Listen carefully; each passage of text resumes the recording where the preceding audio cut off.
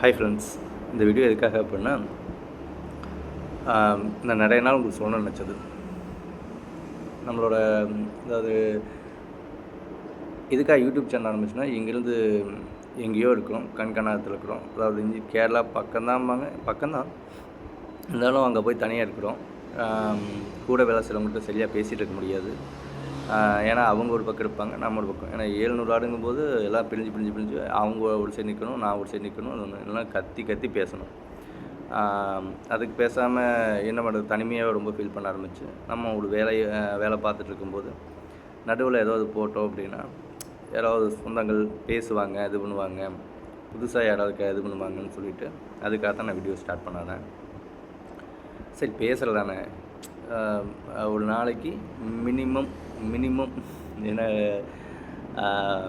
போட வேண்டிய வீடியோ எவ்வளோன்னு பார்த்தீங்கன்னா, ஒரு 3 வீடியோ போடலான்னு நினச்சிட்டு அட்லீஸ்ட் 2 வீடியோ தான் போட்டுருணும், ஒரு 3-4 ஷார்ட்ஸ் போடலாம் அப்படின்னு நினச்சேன். ஏன்னா ஸ்டார்ட் பண்ணது ஷார்ட்ஸ்லேருந்து ஸ்டார்ட் பண்ணேன்.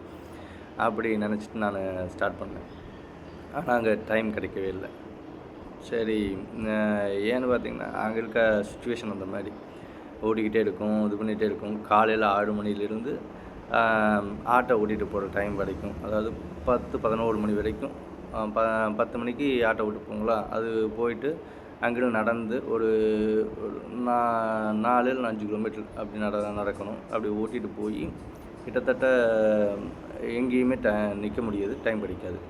சரி அதுக்கப்புறம் ஆட்டோ ஓட்டிகிட்டு நிற்க வச்சோம்னா அது ஒரு 12-2 மணி வரைக்கும் நல்லா மேயோட வரைக்கும் நம்ம பின்னாடி தொட்டிகிட்டே இருக்கணும். ஒருத்தர் தடுத்து போட்டு நிப்பாட்டினா தான் மேயும். அந்த மேவுக்காக தான் அதை இது பண்ணணும். அப்புறம் ஒரு 2 மணிக்கு மேலே நமக்கு கொஞ்சம் டைம் கிடைக்கும். அப்படி கொஞ்ச நேரம் ஒரு நிழலாக பார்த்து உட்கார டைமில் நான் வீடியோஸ் எடுத்து போட்டுருந்தேன். ஒரு 5 நிமிஷம் கேப் கிடைக்குது அப்படின்னா அந்த 5 நிமிஷத்தில் ஒரு 3 நிமிஷம் 2 நிமிஷத்தில் வீடியோ எடுத்துகிட்டு மற்றது கொஞ்சம் இன்னும் டைம் கிடைக்கும் போது அப்படியே நின்று ஆட்டை பார்த்துக்கிட்டே நமக்கு தெரிஞ்ச அளவுக்கு எடிட் பண்ணி அதை வீடியோ அப்லோட் பண்ணிகிட்டு இருந்தேன். சரி நம்மளோட இது நான் ஆட்டுக்கு போட வரைக்கும் என்கிட்ட ஃபோன் பெருசாக இருந்தது கிடையாது. அது பழைய phones second hand use and button type தான் இருந்துச்சு. இப்போ தான் நான் ரீசெண்டாக தான் ஃபோன் வாங்கினேன். சரி ஃபோன் எடுக்குது, நெட் கார்டு போடுறோம், சரி வீடியோஸ் போட முடியும்னு நினச்சி நான் போனேன். நான் பேசுகிறதுக்கு டைம் கிடைக்க மாட்டேன்ருச்சு. தென் அதுக்கப்புறம் பார்த்திங்கன்னா சரி வீட்டுக்கு வந்தோம்னா ஏதோ ஒரு பேசிக்கு வீடியோ போடலாம், ஒய்ஃபும் குழந்தைகளை வச்சு கண்டிப்பாக ஃபேமிலி விளாக்ஸ் எடுத்து போடலாம், ஃபுட் அந்த வீட்டில் என்ன சமைக்கிறோம் இது பண்ணுறோம் அப்படின்னு சொல்லிட்டு வீட்டை பற்றி போடலாம்னு நினச்சி வந்தேன். ஆனால் இங்கே வந்தால் நிலமை தலைக்கெல்லாம் மாறி போச்சு. ஏன்னா வரும்போது தெரிஞ்சு போச்சு ஃபோனில் பேலன்ஸ் சுத்தமாக இல்லை. ஃபோனில் பேலன்ஸ் போடுறதுக்கும் காசு இல்லை. அந்த டைமில் ஒரு இதாகி போச்சு. அங்கே அப்படி தான் வந்தேன். வந்துட்டு ஒரு 5 நாள் அப்படி தான் இருந்துச்சு. அப்புறம் ஒய்ஃபுக்கு உடம்பு சரியில்லை, அவங்களுக்கு சின்ன ஹெல்த் இஷ்யூ ஆகிப்போச்சு. சரி ஹாஸ்பிட்டல் போய் சேர்த்து அட்மிஷன் பண்ணி ட்ரிப் சிப்ஸ்லாம் இறக்கி ஒரு 5-6 நாள் அப்படியே இதாகி போச்சு. அதுக்கப்புறம் மச்சது ரெக்கார்ட் ஆகி வீட்டுக்கு கூப்பிட்டு வந்ததுக்கப்புறம் தான் சரி அங்கே ஃபோன் பண்ணி இந்த மாதிரி பேலன்ஸ் போட்டு விடுங்கன்னு சொல்லி பேலன்ஸ் போட்டு அதுக்கப்புறமா தான் வீடியோஸ் போட ஆரம்பித்தேன்.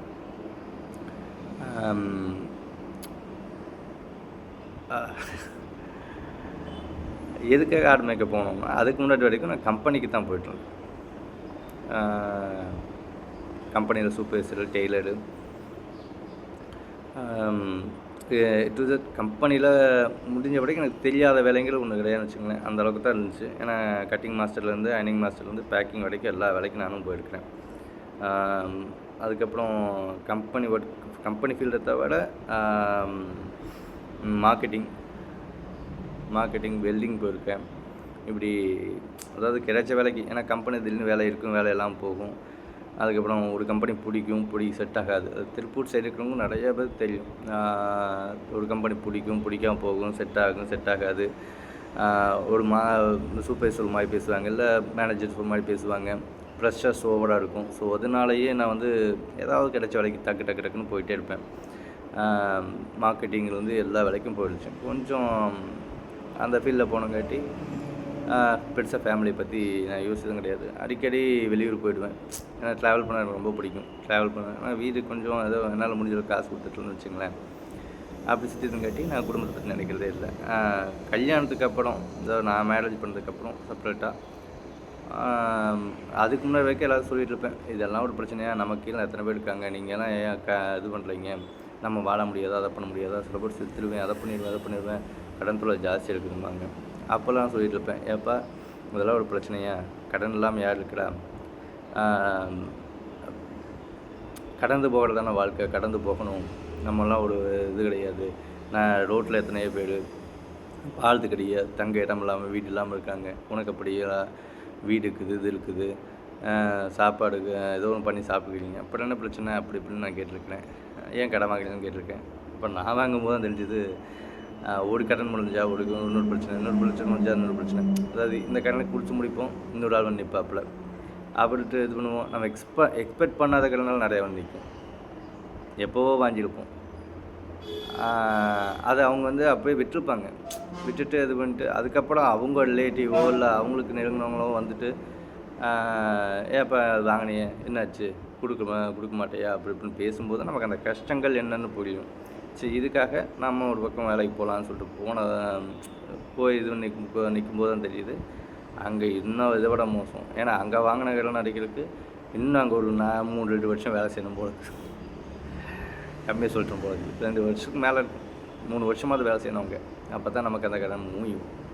ஏன்னா நானும் அந்த சம்பள கால்குலேஷன் அது இதுன்னு போட்டு பார்த்ததுக்கு தான் தெரியுது, சரி நம்ம அங்கே வாங்கினதுக்கும் நம்ம அங்கே போய் வேலை செய்கிறதுக்கும் அவங்க கொடுக்குற சம்பளத்துக்கும் இன்னும் ஒரு 2 வருஷமாக 3 வருஷமாவது வேலை செய்யணும். இந்த 1 வருஷத்தில் முடிய போகிறதில்ல. அவங்க சொன்னாங்க ஃபஸ்ட்டு வரும்போது நீங்கள் கடன்காரனாக வருவீங்க, 2 வருஷம் நீங்கள் ஓனராக போகலாம், ஏன்னா இன்னும் கொஞ்சம் பணம் சேர்த்து கூட வாங்கி இன்னொரு 20 ஆடு சேர்த்து நீங்கள் வாங்கி விட்டீங்க அப்படின்னா நீங்கள் அதில் ஓனர் ஆகிடலாம். உன் பேரில் ஒரு 20 ஆடு இருக்கும், அந்த கடன் அப்படியே இருக்கும். அதில் அப்போ ஆடு குட்டி போச்சுன்னா அதை விற்றுட்டு அந்த காசு எடுத்து நீங்கள் அப்படி இது பண்ணிக்கலாம். அப்படி இப்படின்னு நிறையா ஆசையை காட்டி தான் நானும் உள்ளே போனேன். சரி, ஆசையை காட்டி தான் நானும் உள்ளே போனேன். சரி பார்த்துக்கலாம் பண்ணிக்கலாம் அப்படின்னு சொல்லுவாங்க. போனதுக்கப்புறம் தான் தெரியுது, நிற்கவே நேரம்லாம் ஓடிக்கிட்டே இருக்க வேண்டியிருக்குது. இன்னும் வேலை இருக்குது, வலையடிக்கணும், ஆட்டை பிடிச்சி கட்டணும். அது ஆட்டு ஒவ்வொரு ஆட்டுக்கும் யூனிக்கான பேர்கள் இருக்குது. அந்த ஒவ்வொரு ஆட்டையும் பார்த்து அந்த இது என்ன பீல்டு அது பார்த்து அது ஜாடை வச்சு கண்டுபிடிக்கணுன்னெல்லாம் சொன்னாங்க. நமக்கு இன்னும் அதை கற்றுக்கவே இல்லை. அப்புறம் வெள்ளாடு தனியாக இருக்குது, செம்மறியாடு தனியாக இருக்குது, குறும்பாடும் கொஞ்சம் இருக்குது. இது எல்லாத்தையுமே அந்த குட்டிக்கு கரெக்டாக பால் கொடுக்கணும்.